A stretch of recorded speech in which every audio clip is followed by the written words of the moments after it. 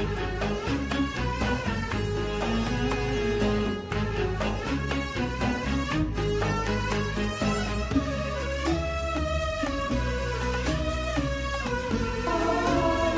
a Smile organization.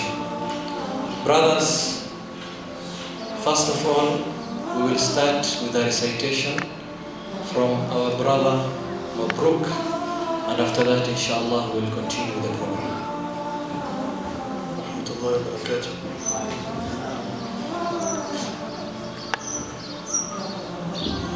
أعوذ بالله من الشيطان الرجيم. بسم الله الرحمن الرحيم. فأما من أوتي كتابه بيمينه فيقول هاؤم اقرءوا كتابيه إني ظننت أني ملاق حسابيه فهو في عيشة راضية في جنة عالية قطوفها دانية كلوا واشربوا هنيئا بما أسلفتم في الأيام الخالية وأما من أوتي كتابه بشماله فيقول يا ليتني لم أوت كتابيه ولم أدر ما حسابيه يا ليتها كانت القاضية ما أغنى عني ماليه هلك عني سلطانيه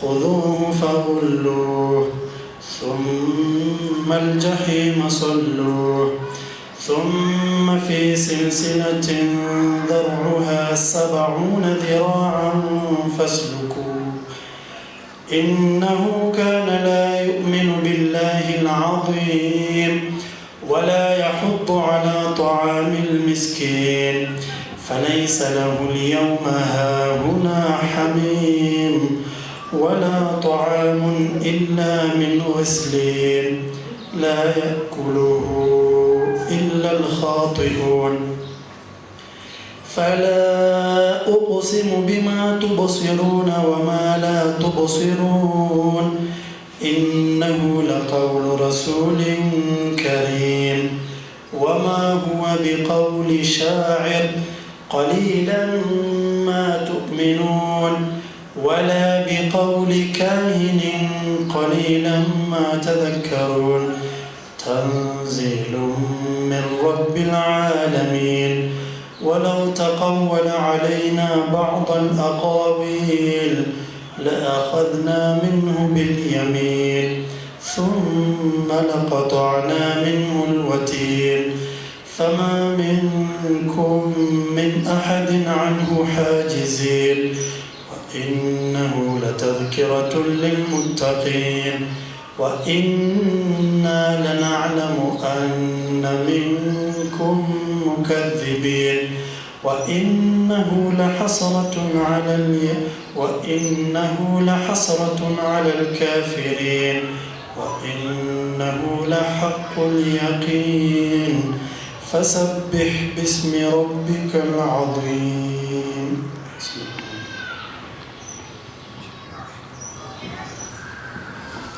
Shukran Jazila.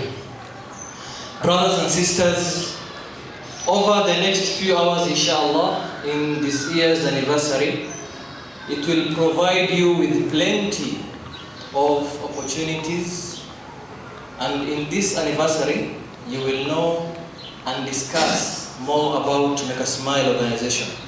So on behalf of Make a Smile organization, I wish each of you a pleasant and fruitful 3rd anniversary. So to kickstart this lovely day, inshallah, our vice chairman, who is also the acting chairman of Make a Smile organization, Brother Abdel Nasir Muhammad, will open for us this 3rd anniversary and also give us a little about Make a Smile organization and where it started and the history behind Make a Smile organization. فليتفضل مشكورا. السلام عليكم ورحمة الله وبركاته. Let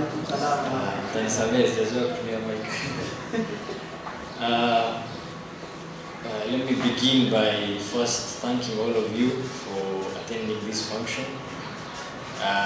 We were expecting a lot of people, but I think watakuja tu pole pole. I want to say this.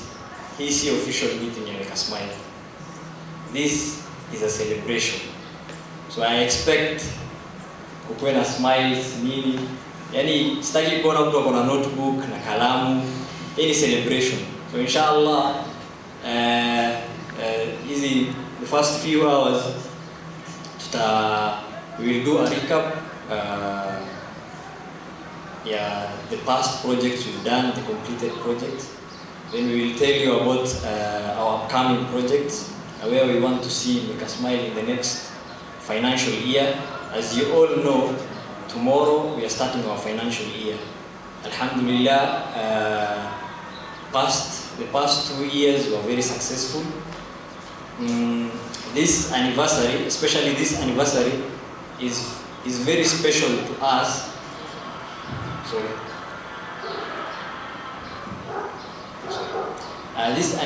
That anniversary is very special to us as Make a Smile, because nikiwaambia initially tukianza Make a Smile, we only had one goal, and our only goal was to construct an orphanage. Back in high school, 2016 I think, our only goal was to construct an orphanage. Alhamdulillah, as we are celebrating our 3rd anniversary, 27 years earlier, because when we were starting Make a Smile, we agreed that maybe after 30 years ndo tutatengeneza orphanage. So our vision was after 30 years ndo tutatengeneza orphanage. Alhamdulillah, I can say hii anniversary is very special to us because 27 years earlier and tushaanza kutengeneza orphanage. As you all know, we are part of the team yenye inatengeneza the Habo Care Center. It's an orphanage that iko Waitebie near Thika. So alhamdulillah, this anniversary is very special to us because as much as tulikuwa tumevisualize tutatengeneza orphanage 30 years after founding of Make a Smile, 3 years later tushaanza kutengeneza orphanage. So inshallah yangu ni kuwakaribisha. Naongea Kiswahili because I don't want hii meeting kuwe formal sana. This is a celebration, na sitaki mfeel kama tuko kwa meeting mmekuja kutusikiza peke yake. Kutakuwa na member engagement, so I hope kwa wale ambao wanajua Make a Smile vizuri, mtatoa testify kuhusu Make a Smile na nini, what were your best projects in Make a Smile, mtatuambia your fun times mkiwa na Make a Smile na everything. Inshallah kutakuwa na food pia. So wacha kwanza tumalize discussion kuhusu our previous projects na where we want to be, then celebration itaanza officially. So inshallah karibuni sana, tumeshukuru sana. Na inshallah msione ni kama mko peke yenu, watu wanakuja bado. So msijali. So I'll give back mic to the 2 years back, we never thought that we'll have an occasion like this. Yani tunafanya anniversary in front of people ambao ni members wetu, na tumetumia hii jitihada yote mpaka we have so many members. But because Allah subhanahu wa ta'ala ndio anapanga leo Make a Smile, hatuwezi sema imefika mbali, lakini penye imefika tunamshukuru Allah subhanahu wa ta'ala. That is why you as members tunawahitaji katika hii organization.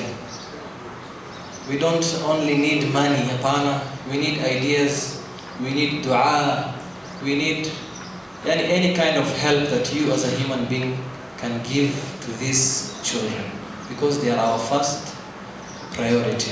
And Yawm al-Qiyamah, if we don't help them now, Allah subhanahu wa ta'ala is going to ask us. So brothers, Make a Smile, I think for the past 2 years has done many projects. Now the brother that I will call on stage right now atadiscuss kuhusu one of the main goals of Make a Smile organization, which is educating the orphans. Why are orphans educated? It is the only thing that you can give to them and it will remain forever. If you buy them food, the next day wataitisha lunch ama supper. If you buy them clothes, after 2 months itakuwa imeraruka imeisha. But if you give them knowledge, that knowledge will stay with them forever. So our brother Abu Bakr, we welcome him inshallah, so that he can discuss more about the education project of Make a Smile and how we as members of Make a Smile can help in this kind of a project. So brother Abu Bakr, inshallah, karibia. Assalamu alaikum. Assalamu alaikum. My name is Abu Bakr Abdullahi. I'm just doing a small presentation on the education project of Make a Smile organization. This is a project that has 3 programs under it. The first one being Sponsor an Orphan, where we collect the little money we have and sponsor an orphan. It started last year with the first initiation was Mama Dahabo, and later on we progressed to Ibrahim, so that makes a total of 45 orphans. The fee balances by then were 200,000. Alhamdulillah, we managed to clear the balances halfway, at the same time clearing the consequent terms. So now we have a fee balance of 95,000, and inshallah we hope to complete this before the end of the year or before mid next year. The other project is supplying stationeries to the orphans, including uniforms, books, and we hope to cover inshallah 3 orphanages before the end of this year. This is a project that takes, in the long run, you know, it's not easy to sponsor a kid from class 1 to all the way up to university. So it's one of the long terms that we are focusing on, and inshallah we hope to succeed in it, and for every person or any organization that is here who are willing to partner up, they are all welcome inshallah. Make a Smile organization kupitia this kind of projects ambazo ziko divided into 4. The people that I'm calling here wanaongelelea different kinds of projects za Make a Smile. The first one was Abu Bakr anaongelea education. Now I'm calling the organizing secretary of Make a Smile, who is Abdirizak Muhammad, and he will talk about a project called OVC. He will tell us what is OVC, what does it entail, what does Make a Smile do about OVC, what are the projects of OVC, and everything about OVC. So me personally pia sijui OVC ni nini, na kutuambia OVC ni nini inshallah. Sasa tumkaribishe Abdirizak aweze kuongelelea hizo vitu inshallah. Abdirizak.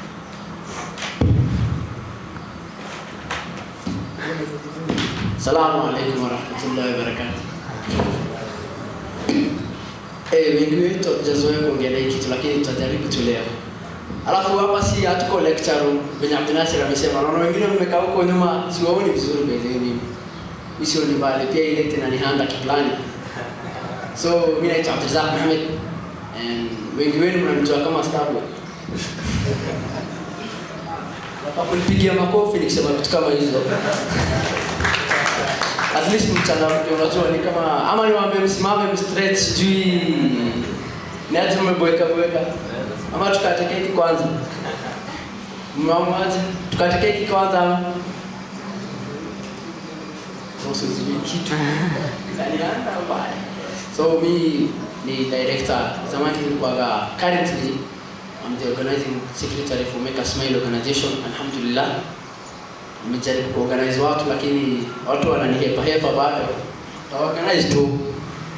Sasa hivi ni director program fulani inaitwa OVC. OVC wale mnaweza ona ni Orphan and Vulnerable Children. Smile kianza at that time atakuwa tu yani wale founder members waliona sana wale watu wanafaa kusaidiwa kwa among the people wanafaa kusaidiwa kwa society ni the orphans. So sana tumekuwa tukisaidia ma orphans, lakini as of now tumeput more programs. So wacha niongelee program yangu mimi, hizo zingine wenyewe wataongelea. So OVC basically entail 3 projects. Ya kwanza ni inter orphanage Quran competition. Last Ramadan kwa wale walikuwa among us tulienda Ibrahim, mashallah. Hii Ramadan ya juzi that tukahold a Quran competition between 2 orphanages, Mama Dhahabu and Ibrahim, mashallah. Even though hali yao ni mbaya, lakini kwa wale walikuwa tuliona hawa watoto wanaika effort sana kwa Quran. Kwa wale walikuwa wali notice kitu kama hiyo. Kwa wale hawakuwa, inshallah bado mimi niko organize mingi zingine. Last time ilikuwa orphanage 2, sasa hivi tutataka ikuwe orphanage kama si 5 inshallah. Hiyo kando. Next program tutafanya ni monthly orphanage visit. Among us kuna wasi wanapenda gafanki. Yani mtu anaamua tu yani weekend make smile na kumtoa tu imtoe tu home. Yani make smile kwa excuse yake kutoka home. So kuna hizi orphanage visit. At least kila month huwa tuna visit orphanage moja as kama tabia yetu, yani culture. So far tumevisit orphanage 2. Na mimi naweza sema hivi, tumevisit orphanage 2. Most of the time tumevisit hizi 2. Ya kwanza ni Mama Dhahabu na Ibrahim. Sisi tumeona hivi, yani tulikaa chini siku moja tukaona haina haja kwenda kila mahali na unaacha yani hapo utajenga ili ukae hapo ujenge ukuta ikiwa stable uondoke uende kwingine. Lakini sasa unaondokea hapa kuna mashimo unaenda kwingine unazaba shimo moja unaenda tena, yani bado utakuwa umeacha a lot of gaps kwa barabara. Lakini hizo orphanage visits sana idea ni sisi tukienda orphanage tuende tukutane na watu wetu, spend a day with them. Kuna wengine wetu tunapenda kutoka nje saa tu. So Smile na organize kitu moja, saa tu tunasema tunaenda hapa karibu Bangi South, kuna orphanage moja inaitwa Markaz. Wengine wenu hamjui Bangi South ni wapi, lakini bado tunaishi Nairobi. Kwa sawa, tunafunza tu. Smile pia nimewazungusha. Amcheki pia iko tu sawa. Kwa sawa pia hiyo. Niliambiwa hiki tu si formal. So mimi si lecture natoa. Hakuna mtu anatoa lecture hapa mbele ama si khutba. Yani imam umekaa hapo, huyu jamaa alianza inna alhamdulillah. Mimi siwezi anza hivyo. Sawa, mimi naanza tu direct. Ile kitu nimekuja kuambia na ndo nakuja kuambia. Alafu story yangu inaisha na najikanisha na wakilisha wakati mwingine. Program yangu ya 3 ni venye Abdinasir amesema Smile kianza tulikuwa tunafikiria like 30 years to come inshallah. Tutafuta pesa enough tutakuwa tumefika at least by kuongeza miaka yangu 30 tutakuwa nimezeeka, niko na familia kama ya watoto 40 hivi inshallah. Mimi nataka kujua nini, acha niwaambie tu na mapema. Hiyo ndio suna wanaume wana support. Unajua hivyo? Wana support kwa hiyo kwa sasa tulikuwa tunadhani tutajenga orphanage 30 years to come, lakini alhamdulillah tunashukuru Mwenyezi Mungu pia is the best of the planners. Ama after 3 years ndio tutajenga orphanage. Tuko kwa committee, kuna Al-Ihsan volunteers in development, alafu kuna organization fulani yani ni maboitu wa family moja wana represent wa mzee fulani anaitwa Yusuf plus us tuko watu 4 tutakujenga Dhahabu Care Center. So wacha ni brief kuhusu Dhahabu Care Center. Dhahabu Care Center kwa wale mnajua architectural design ilitumwa kwa group. Then tulikuwa na iftar dinner, alhamdulillah. Wale walikuwa wale wanasupporting walikuja dinner. Ilikuwa bure. Wengine mlihata hapa. Poleni tu.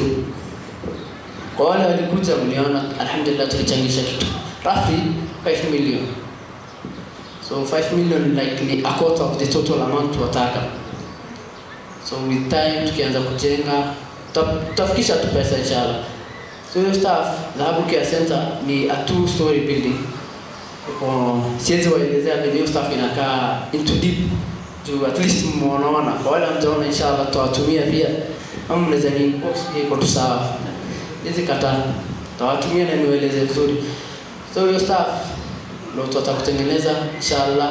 Kuna staff kidogo ilikuwa inatusumbua and hii approval na title deed ini Mungu pia halali. Alhamdulillah tumezipata approval bado hatujapata, lakini kimangoto tutaanza kuchimba peke yake. Kwa wale mjui na cost 900,000. Sijui tunachimba hapo ama sijui tunachimba nini hapo chini. Na ni mchanga tu. Unaweza imagine sasa. Mchanga peke yake kuchimba 900,000. Watu sawa. Mungu atusaidie. So pia kitu kingine mimi kama organizing secretary ningeomba kitu moja. Yaani kwa program yetu tumejipanga, lakini nyinyi kama members ni mmelala kiplani tu. Kuna magesta hapa sio kina Chafa hapa nawaona, kina Mumtazi tunawaona hapa, sioni kitu kwanza poleni tu. Mwana nimesimama hivi. Kwa tu sawa, lakini naona sawa tu. Acha nimeze. I guess ni hizo program tatu: orphanage Quran competition, monthly orphanage visit, then Dhahabu Care Center construction. Kuna mtu ana swali? Mimi naweza kuuliza swali alafu nichague mtu ajibu. Kwa sawa, niulize mtu alafu atanijibu. Nitamwalika msichana ambaye atatusomea shairi kidogo, anaitwa Iqra. Inshallah Iqra karibie atusomee shairi kidogo ndio ili tuendelee na program zetu. Assalamu alaikum. My name is Iqra Abdi. Artistic name Iron Lady, Somali Iron Lady. First piece, freedom of speech. Usiwahi kubali msee akuchoche, si ndio? Unafaa ujichoche kwanza ndio uchochwe. So hii piece, so for long nimekuwa nikiandika lakini wengi hawajabambika, na for long pia nimekuwa nikianika lakini wengi hawajasaidika. So I give up. See hii life imejaa na mabacks, ati dog backs, flashbacks, backbites, but zote ziko na essence ya past. So I'll never give up.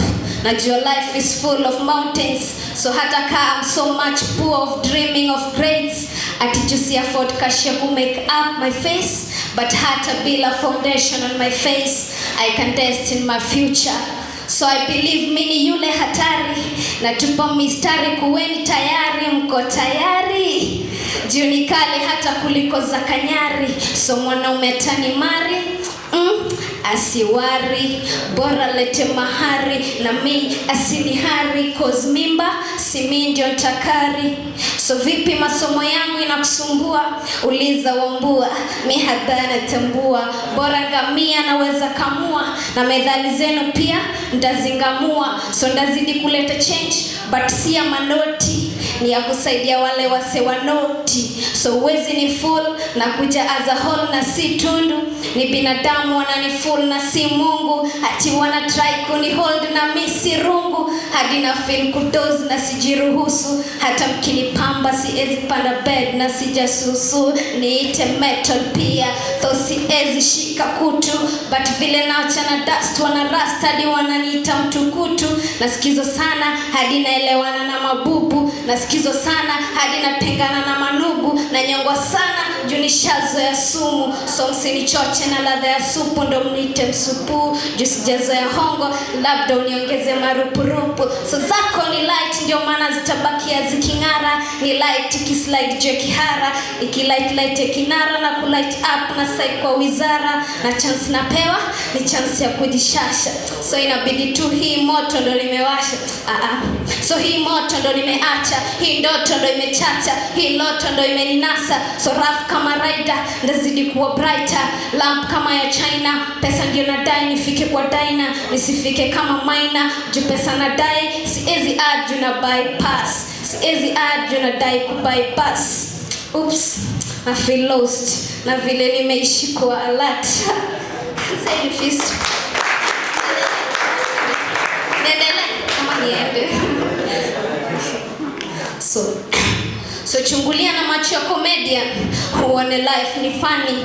Chungulia na macho ya hustler, uone solution ni money. Chungulia na macho ya refugee, uone solution ni amani. So matime una jam kwa jam, kuna msee anafurahia cause hiyo jam ndo umpatie hizo ra daily bread. So nilijipata kwa hii society, mahali currency na to drive to insanity. Choices una make hata kama hauna variety, na kila choices una make pia unajipata fall in love na hii vanity.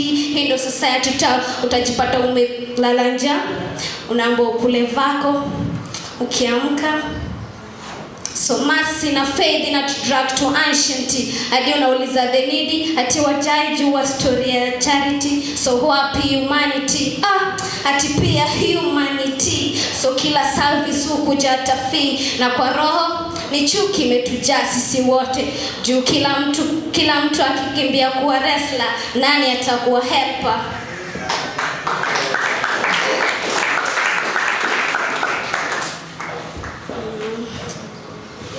Girl child. So na feel low vile nimedrawn kwa hii emotion. Somebody please save me. Najua tuhitaji salvation, cause all along si ma politician na makatelo wamechezea hii vibe.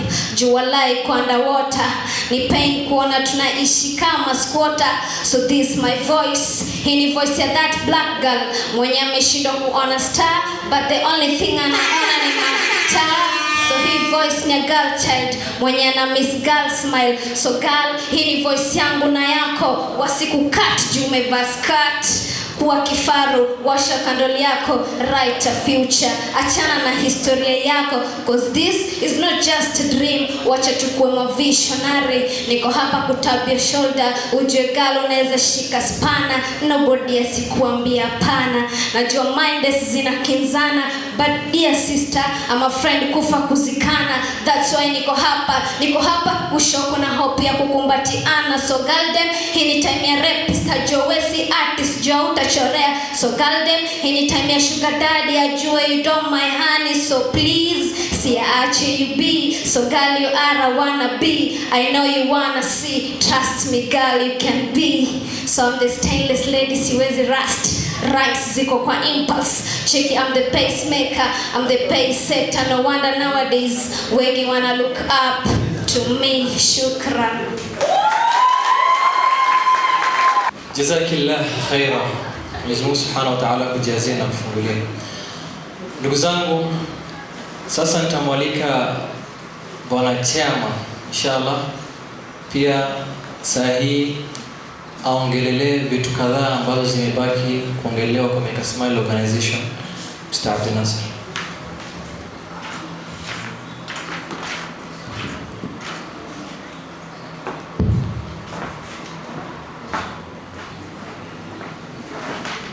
Assalamu alaikum.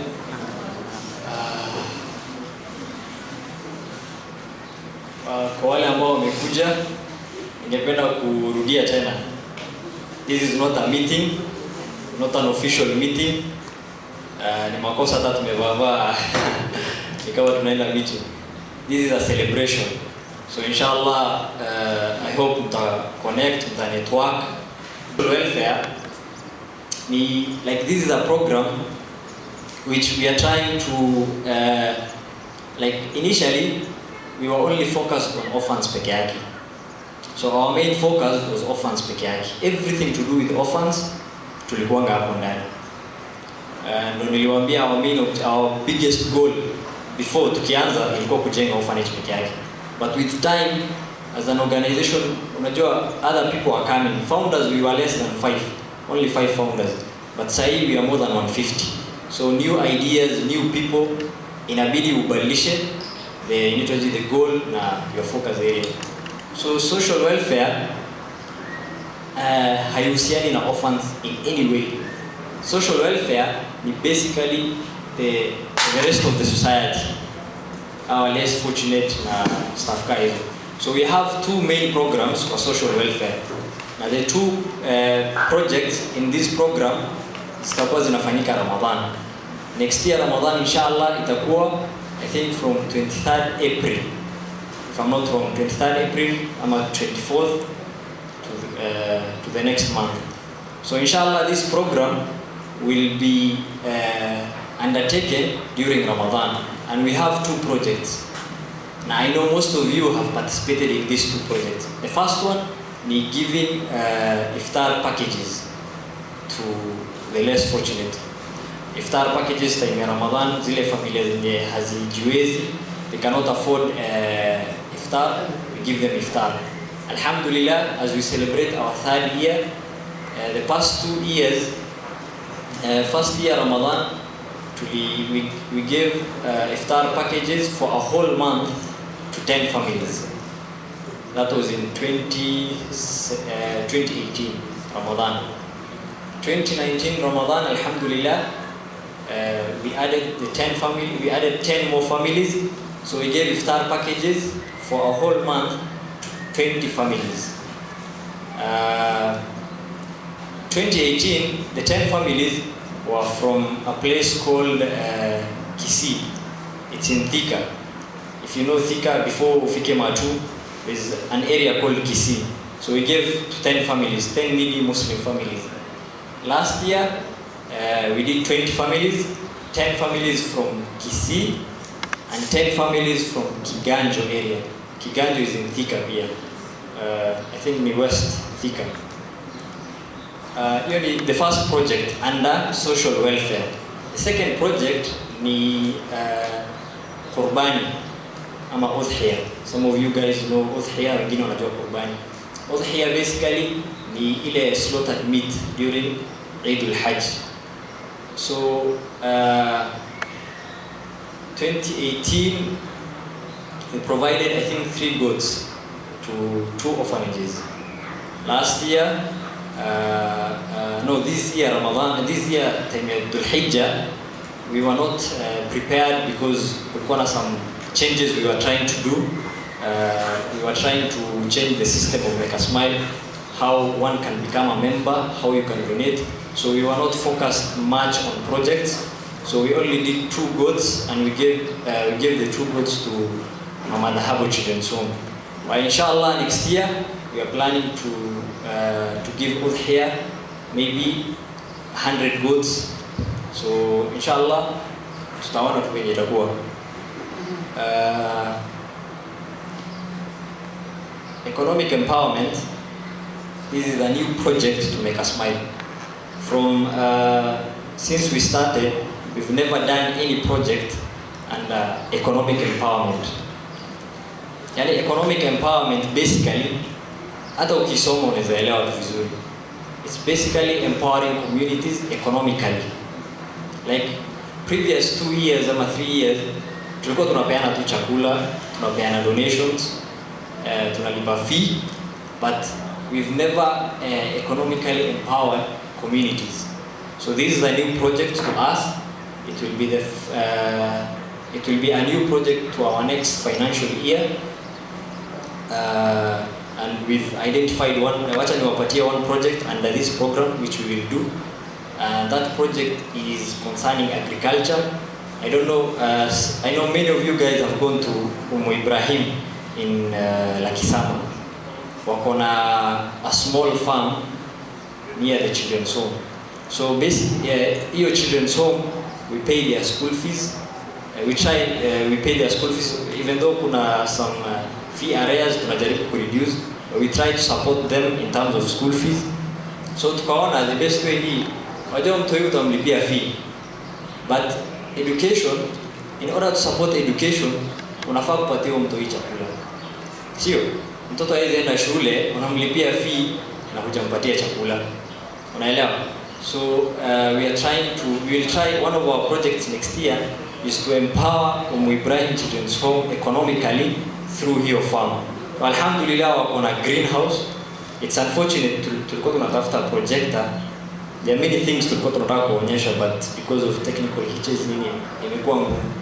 Haina shida. Hawa Ibrahim wako na greenhouse. So we will try our best, tutaleta professionals pia wakuje tuangalie venye land iko. We will bring in pia poultry farming, hizi makuku, pia sungura na stuff.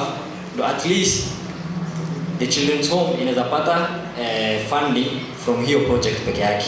So sisi tutashikilia education na the children's home, wale ambao wana manage hiyo children's home wanaweza shikilia the farm with our support, ndio isaidie at least kulisha hawa watoto na nini. Ndio inshallah hiyo orphanage isimame peke yake bila kutegemea watu wengine. Unajua the best thing ni kuna something we call sustainable development. There is no need for us to spend over 100,000 for something ambayo yani ukipeleka tu sahi the next day ishaisha. The best way ni tumia hiyo 100,000 ku make sure ile kitu uta invest kwa hiyo children's home ni kitu itawasaidia for a very long time. Na the members ni ladies, yani sisters wametusupport sana. Sitomei vijana lakini it's the truth, yani sisters wametusupport sana, wamesupport Make a Smile for a very long time. But ikifika kwa decisions making na organizing events na stuff, it's very hard, yani hatupati ile like hamuhusishwi kwa hizi vitu, sio? Hakuna ile platform yenye create for you guys to run Make a Smile organization.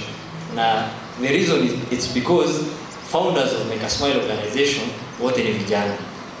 So imekuwa, unajua at least kungekuwa na msichana among the founders ingekuwa rahisi, sio? But among the founders wote na wale initial members, most of them ni vijana. So imekuwa very hard. So tumekama kuna hii program, it's called Sisters for Make a Smile. Itakuwa purely for girls peke yake. Sitaki kuona mwanaume hapo ndani. Hata sisi wenyewe hatutakuwa kwa hii Sisters for Make a Smile. It's an independent branch in Make a Smile. Itakuwa na its own membership program. You can be a member of Sisters for Make a Smile, but not a member of Make a Smile. So if wewe ni sister na you are a member of another organization na kutakuwa na ile conflict of interest ukiingia Make a Smile, we've come up na hii platform. You can be part of Sisters for Make a Smile, do your projects with your sisters, but you are not a member of Make a Smile organization. So I think Asia ataguzia kidogo na Mariam wataguzia Asia Yakub from Make a Smile organization, the secretary Make a Smile, and we are the spearheading the Sisters for Make a Smile project from Make a Smile. Me and Mariam, as Abdinasir said, in Make a Smile the founders, we have learner projects, we have learner, and then we felt like the ladies on our party platform whereby they can come out and talk now projects zao and everything. So that's when we decided to have Sisters for Make a Smile, which is a platform whereby the sisters can come together and share their ideas, projects, And for membership, it's not a must for you to be a member for Make a Smile organization for you to become a sister for Make a Smile. You can be a member from any other organization, but be part also from Sisters for Make a Smile. As you said, Sisters for Make a Smile is different from Make a Smile. Not that different, but you're supposed to have our own projects and and other things. So we have some objectives for Sisters for Make a Smile. One of them is to educate the general public, the female public, about about a lot of things. There are a lot of things out here that the sisters or rather ladies don't know, and for us, we are educated enough to give it to them. We are mostly students from the universities pursuing different courses which might be of help to those who are in need. And another thing is to advocate for the violations and gender-based violence. A lot of people are suffering out there. And then us like women, unakalia huko nje na wezi sema si ndio, because wewe ni mwanamke, you don't have that voice to speak out and stand for yourself. But with Sisters for Make a Smile, we can advocate that, tell the girls that it's okay to speak up, it's okay to voice your opinion on something and not just be down there. yeah, also to raise awareness about the gender-based violences and everything that's happening, because through mentorship and seminars maybe whereby we can meet together and talk more about the violations that are currently undergoing. Another thing is, it's basically about women empowerment and supporting the girl child. It has always been, yeah, so it's basically supporting the girl child. And for the projects, we don't want to dictate you guys. Say actually you come to Sisters for Make a Smile and then you find that we want you as the ladies to come to us with your projects. What do you want? Not what do you want you to do to us. So the projects will sit together as Sisters for Make a Smile and come with the projects whereby we can do the project as a whole. Also the executive, we don't have a committee for now. We were supposed to have a meeting which didn't happen for some purposes, but I hope that we have our own meeting and select our executive. Kuna swali about Sisters for Make a Smile for the sisters. Yeah, and as Abdinasri said, it's strictly for the sisters. Brothers, kuna mtu ako na swali, dada anataka kujoin Make a Smile ama nini? So you can tell your friend, tell a sister, tell anyone. Sisters for Make a Smile is there for you if you need any information, or if you're here and then again you're not a member for Sisters for Make a Smile, you can talk to me or Mariam or Almas. You know how Almas, yeah, she's here. You can talk to us to join Sisters for Make a Smile, and inshallah together we'll take Sisters for Make a Smile to greater heights.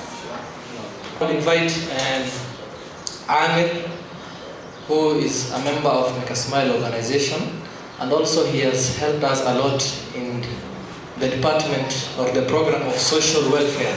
Ametusaidia sana katika hiyo program. Inshallah nitamwalika pia aseme maneno kadhaa. I think dhuhuri imebaki kidogo. We'll wind up. Celebration haijaanza. So mkuwe na subra kidogo, we are just winding up. Alafu tuanze. So, as you have heard, mashallah, we have had the amazing projects, the amazing work that's going on. And actually, we are so proud as members of Make a Smile. I would like to begin with a question, maybe a very brief and quick one. Is there, how many people are members of non-profit organizations in this hall today? Just raise your hand. Like for me, I'm a member of Make a Smile. I know there's so many other organizations present today. MashaAllah, let's say all of us. Have you ever asked yourself why? Like, why do you have to join an organization? A non-profit organization? Why do you have to volunteer? Like, what is the importance of volunteering? Why do you have to serve others? Why do you have to sacrifice your money, your time? You are students, you are at home. Most of us are not workers. We don't have our own money. We sacrifice our own money, our own time. Like, what is the purpose? Why? Is it just for, just to come and chill with your friends and show that you're doing something? I think it was Muhammad Ali who said, the service you do for others is the rent you pay for your home in the next life. And this is actually what Islam is based on. You read about the Prophet and you hear him say, the best of the people are those who are beneficial to others. They also say, if you want to discover yourself, then lose yourself in the service of others, and you will discover yourself. So guys, whatever you are doing, you need to understand that you're doing something that's big. You see, you don't create a meaning in life by getting. You create a meaning by giving. And this is what we see. And this is the reason why we became the best of the nation. Kuntum khayra ummatin ukhrijat lin-nas. Wallahi, it's an amazing job. It's the best thing you can ever do. Volunteers are not worthless, but they say they are priceless. You can't find someone who have a sincere heart and donates their time, money, and everything to serve others. The other thing you need to know is that contribution is a mindset. It's not about what you have. It's not about what you give. It's a mindset. As he said, you can serve people through your skills and whatever you have. So guys, we're here to celebrate our achievement, but at the same time, we look forward to a very positive year. A year that's much more better than the one we have right now, the one we are celebrating. So that next year when we come together once again, and then we look back, and then we see that we have done much more better than the previous years. So guys, in any organization that you are, give everything you can. It's not going to be wasted. Wallahi, you will see it in this life and in the next life as well. So give your time, your money, your energy. This is something that's going to help you and it's going to help everyone else. And there's so many ways you're going to benefit. You know, instead of staying at home, chatting, being bored, whatever, going out with your friends, going to an orphanage. See, that's the experience not everyone has. We all chase happiness in the wrong places, but this is exactly the place we're supposed to chase. This is the place we're supposed to look for happiness and meaning in life. So I hope Make Us Smile organization, Make Us Smile members, inshallah, right now we are going to have much more energy in the next coming year, and we are going to do amazing projects as we have seen, and we are going to cooperate and work together, motivate each other, help one another. Anyway, I think we are coming to the part of Dhuhr, and for now we will do housekeeping kidogo, inshallah. Kuna msala ambayo iko hapa, imetandikwa hapa chini. Hatuyuko wengi sana, we can pray in 2 groups. Vijana pale chini, we have a gents toilet ama washroom, na kuna ya female pia, ambapo hapo ndio mtatawadha, alafu tusali dhuhr pamoja, kisha turudi hapa, tutakula lunch pamoja, to celebrate pamoja na tumalize inshallah. We hope to finish the program by 3. Hatutaki kuwaweka hapa sana. Sasa inshallah tukitoka wakati wa lunch tuharakishe kidogo, turudi mapema, tumalize hii program. Na nikimalizia, miongoni mwa organizations ambazo wametumenta, wametusaidia, wametupatia advice, yani saa zingine pia they sponsor us kidogo, ni AEDT. I think you've heard of it, African Education Development Trust, ambao most of the time unachukua loan kutoka kwao, unajisomesha, alafu kupitia hiyo unalipa polepole na hakuna riba. Kama umechukua to 50,000 or your fees to 50,000, you're going to pay to 50,000. Na hii imesaidia wanafunzi wengi ambao wako na shida ya fee. Sasa kwa sababu sisi ni students na labda unaona kuna mahali fee haupati vizuri, yani kuna shida kidogo, you can go to their office, iko hapo South Sea, and utafanya application, kuna procedure kidogo utapitia, alafu utakuwa katika hiyo program. Today we have a brother who represents AEDT. I think he can stand up, labda utamuuliza maswali kidogo kuhusu AEDT baadaye mkiwa mna mingo luko nje. Mr. Musab, kijana mdogo hapo. Huyu ndio ana represent AEDT inshallah. So pia tunamkaribisha katika hii 3rd anniversary. So shukran lakum, inshallah tuende tusali dhuhr, alafu turudi mapema. Assalamu alaykum. I invite Manu and Blue ambao ni katika Kiarabu tunawaita munshi. Munshi ni mmoja ama munshidani wakiwa wawili. Sasa ambao wanatoa anashid ambazo pia ukiangalia katika YouTube hata beats hazina. Wala ni perfect, mashallah. So pia kabla niwaalike, I want to recognize the presence of an institution called Umma University. We have a representative from Umma University here. Pia tuliwapelekea invitation na wamekuja. Karibuni sana.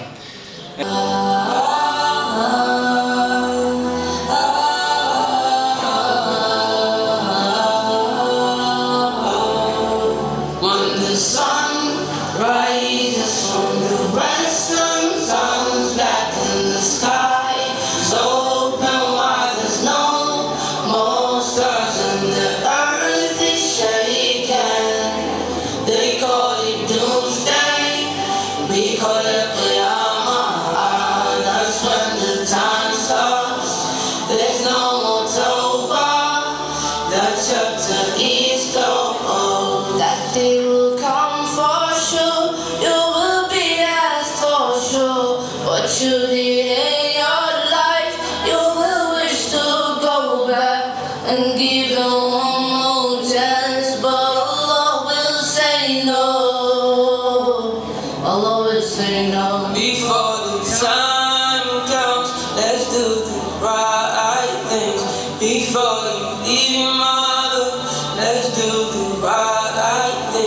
Before you leave this road, let's do the right things.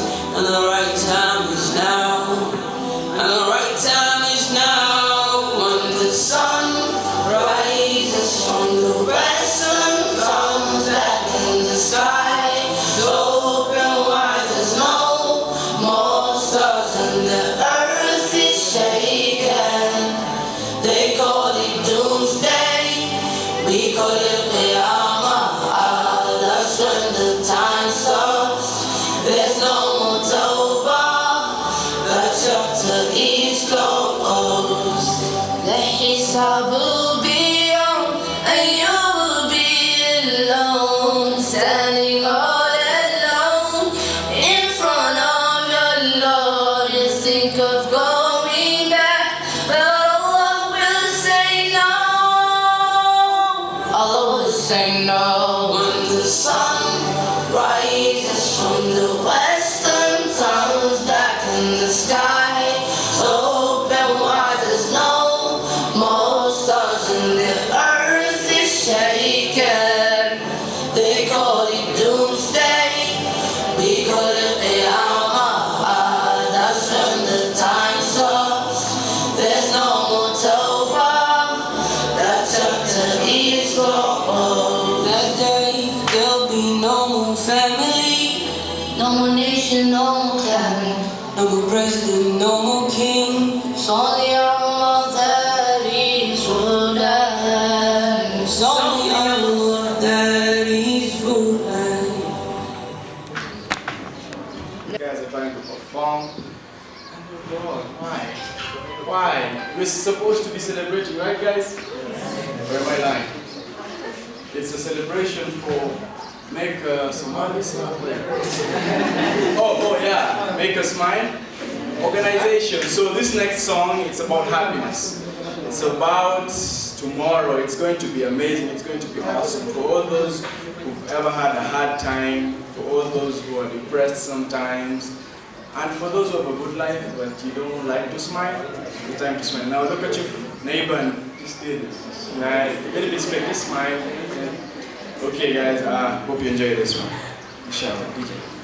Many years back, so many lives lost, hurt and pain everywhere, nobody really cares. Pray for tomorrow, place we could call home.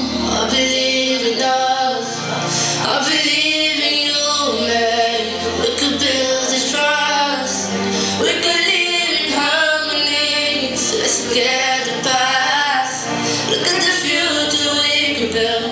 Did you know it takes more muscle to frown than to smile? What are you afraid of? Share your smile. I call it dental flossing. And at the smirking at the grin, it won't cost nothing. Let's say hi to your neighbor. Together you can go wafer. Go marry a girl from another clan. You know Obama said this weekend. Tell me, man, how else we gonna speak one language? Different color skins, but symptoms that recite the Quran. Different races, but towards the same destination we run. The grave is how to give the love that we crave. An empress for an empress, a handshake for a handshake. I thank you when you favor. We give the energy we receive. We're good reflectors. We're sort of like mirrors that come alive. For tomorrow, place we could call home. I believe in us, I believe in you, man. We could build this trust, we could live in harmony. So let's get the past, look at the future we could build. Christian, Muslim, Hindu, or whatever religion, we worship the same God, and if otherwise we all have similar needs. Our stomachs gotta feed, our daughters gotta eat. So while we holding grudges, we still holding hands. We see sequentially, sequels, expecting God's forgiveness simultaneously. Ironically, we're always in outer silence when it's our turn to reciprocate. And if you forgive, it's just to show respect, so that we won't regret and retrospect. Maybe forgive or forget is cliche, but think of a world with a little less sorrow, much less sadness, and so much more love. This vision is amendable and amendable. It's something we could have one song at a time, and we could break this like Picasso. Don't accept perfection, but accept correction. Start with assalamu alaikum to pick up the countless blessings. Clear minds, clear hearts, that's what we be finessing. So many years past, so many lives lost, hurt and pain everywhere, nobody really cares. I pray for tomorrow, a place we could go home. I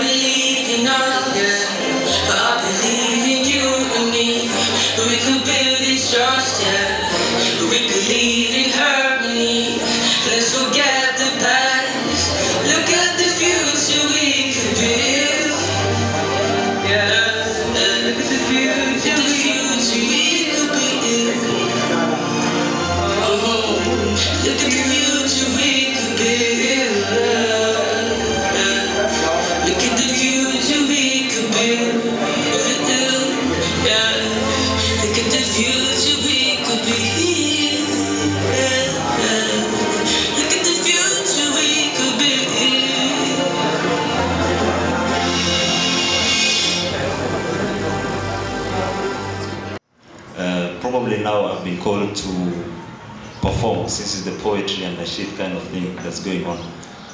So, okay, so for me, my poetry is just like, it's so cool. You just listen with your ears, and just like more of a message than power of words.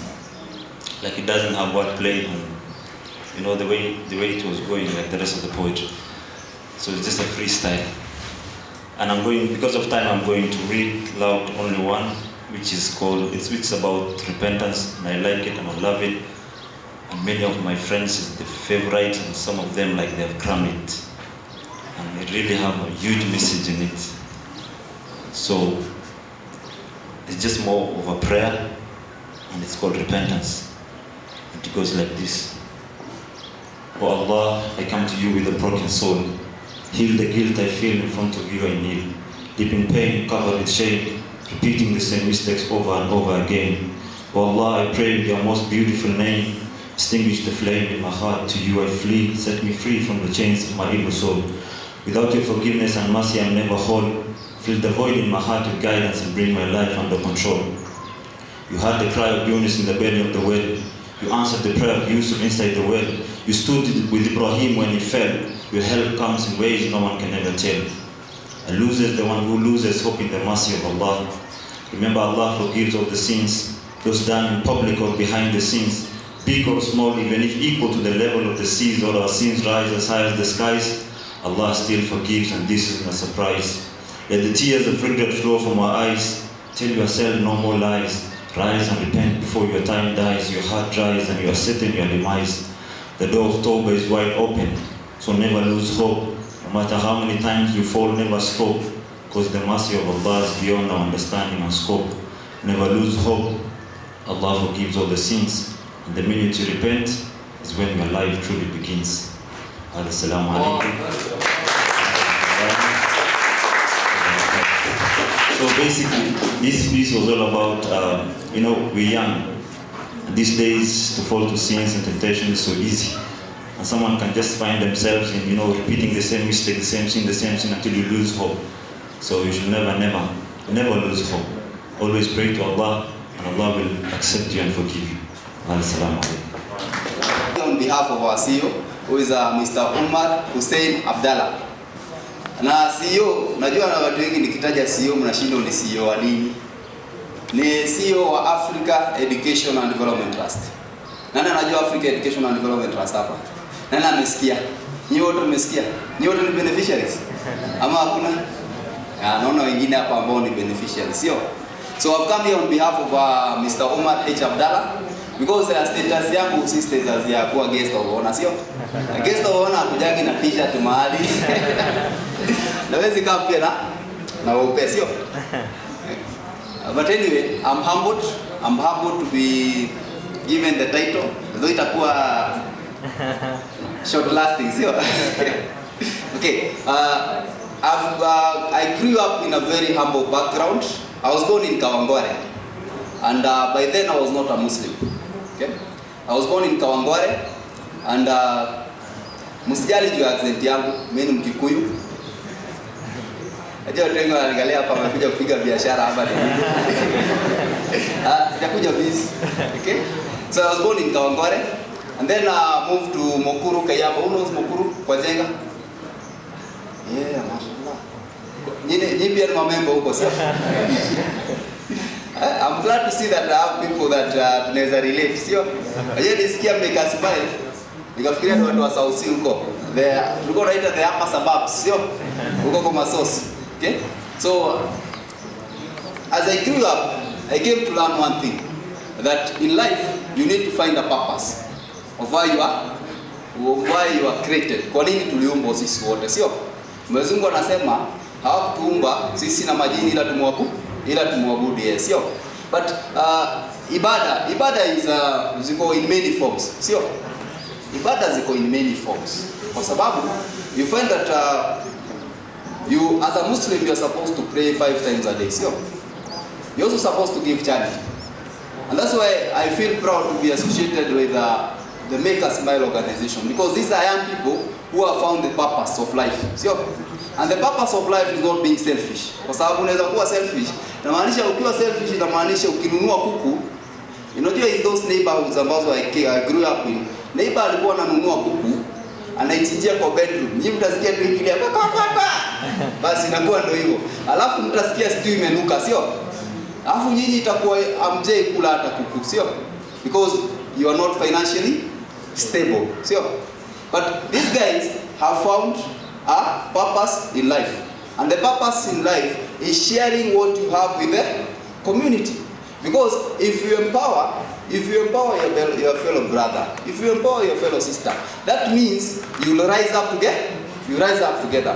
Ina maana kwamba utakuwa staircase ya huyu kuwa on the top. Na yeye pia atakuwa staircase yako ya yeye kuwa on the top. But if you are selfish, inamaanisha wewe utakuwa unachinja kuku unakula peke yako. Hadi ile siku msiba itatokea and you are the neighbor, watu watakuwa wanasema huyu jamaa si anakulanga kuku peke yake ajisote. Sio? So the Make a Smile organization, they have found a purpose in life, and that's why I'm proud of them. Because the neighborhood about when I grew up in, it was a somehow selfish neighborhood. Sio? But somehow tulitafuta njia ya break even so that we can become what we are today. Sio?